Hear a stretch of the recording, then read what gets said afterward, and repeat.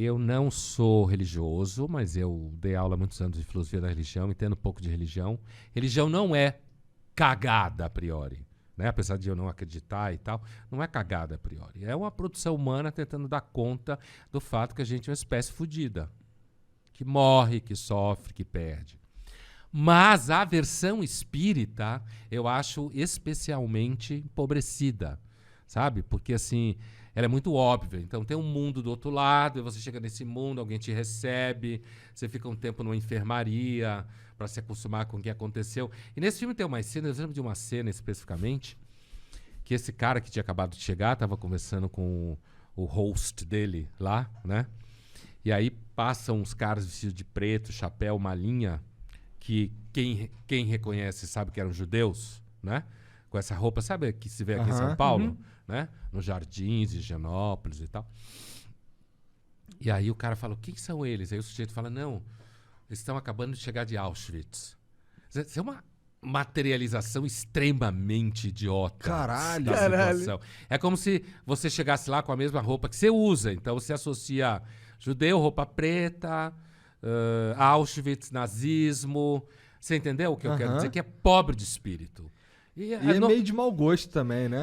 Essa cena é uma cena um pouco empobrecida, assim, mas... Então eu acho que esse foi o pior filme que eu já vi na vida. Eu sempre cito quando alguém fala de filme assim. Mas então tu não acredita nesse papo que a gente vai morrer e vai ter alguma coisa depois? Eu tendo a achar que não. É? Mas tu não sente que isso daí... Imagina se todo mundo acreditasse que... Sei lá, não tem nada quando a gente morrer. Isso daí não daria uma pirada na cabeça de todo mundo? Não é bom que as pessoas acreditem então, que tem algo? Isso que você está me perguntando, que é uma questão muito antiga e muito séria, debatida sobre a relação entre filosofia moral e vida social e contrato social, isso é uma questão muito antiga, né? E séria. Não é a mesma coisa de dizer que eu ou você acreditamos na vida após a morte. O que você está perguntando é acerca da função social da religião. Né? Muita gente acha, se a gente olhar a história da humanidade assim, e a maior parte da humanidade sempre foi religiosa, desde a pré-história, provavelmente, se acredita em ungüentos, em curas miraculosas, a própria palavra xamã vem da Sibéria, tem por aí uns 30 mil anos, então... Os siberianos são muito malucos, assim, no bom sentido, né? Drogas e viagem para outras dimensões. A gente seguramente delirava bastante. Delirava no sentido de, não só de ingerir princípios ativos, psicoativos que geram percepções, mas assim mesmo de misturar a realidade com o mito. A própria experiência do pensamento no começo, provavelmente a gente achava que era uma voz falando na cabeça. Como até hoje tem gente que acha, né? Então, assim, é possível dizer que talvez se ninguém acreditasse numa vida após a morte, a gente tivesse mais problemas. Não dá para afirmar com certeza, porque a gente não conhece isso. A humanidade sempre acreditou mais, entendeu? Isso não é interessante? Eu acho muito interessante que, tipo, por mais que a gente tá chegando na era moderna e a tecnologia tá cada vez mais, tipo, explicando como as coisas funcionam, eu sinto que a religiosidade. Obrigado. Não vem se perdendo, tá ligado? As pessoas, pelo contrário, quando o mundo vai ficando mais maluco, as pessoas vão cada vez mais se apegando em alguma crença, tá ligado? É porque a ciência não responde acerca do sentido das coisas, né?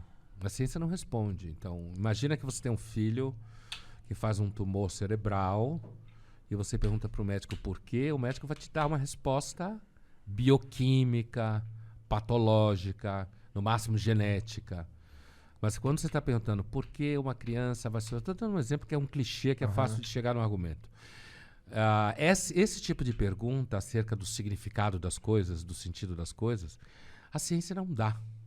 Entendeu? Mas a religião dá, por exemplo. A religião dá, porque nós somos um ser, não é à toa que chamaram a gente de sapiens, né? Que tem a ver com saber. A gente é um animal que quer saber as coisas. E a gente quer saber o sentido das coisas. Talvez não tenha nenhum, mas a gente busca. Sim, sim, com certeza. E aí, eu acho que acaba surgindo a religião. Mas não é interessante que, tipo, se a gente pegar para pensar que cada ser humano é um computador, eu vou entrar na aspecto de gamer, É um processador e cada processador... Virada de gamer. De gamers, de jogos. E cada processador ele tem um problema para solucionar. Eu acho que quando a gente coloca a humanidade para pensar junto, ou através da cultura, da sociologia, dos ensinamentos e tal, e de alguma forma a maioria da sociedade chega à conclusão que Deus existe, eu acho isso interessante, porque essa não é uma conclusão só da burrice humana que não quer lidar com o escopo de morrer e acabar. Mas também é toda essa produção humana que a gente passou, sei lá, 10 mil anos aqui fazendo, levou para que a humanidade chegasse ainda no consenso que eu acho que Deus existe. Eu acho interessante, isso me dá esperança, de certa forma. Pode ser eu querendo justificar o meu fim certo, mas, ao mesmo tempo, é interessante, porque não precisava ser assim.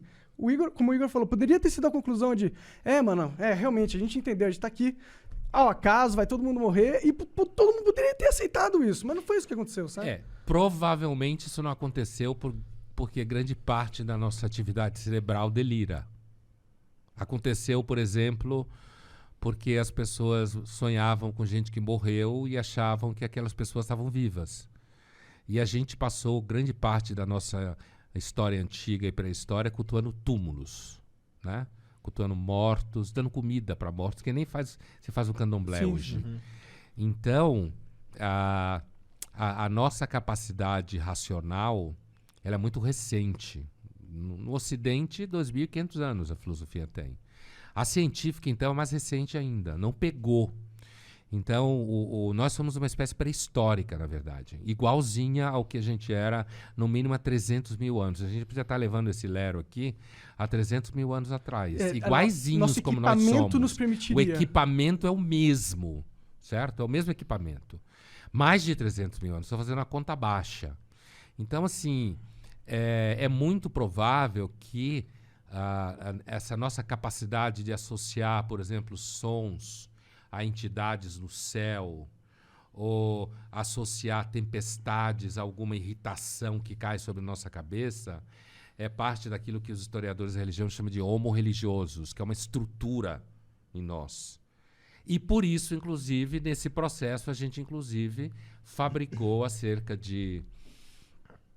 Vai fazer uma conta redonda, 5 mil anos, o Deus de Israel, que depois virou o Deus do cristianismo, o Deus do islamismo. No Oriente, eles fabricaram outras teorias, né?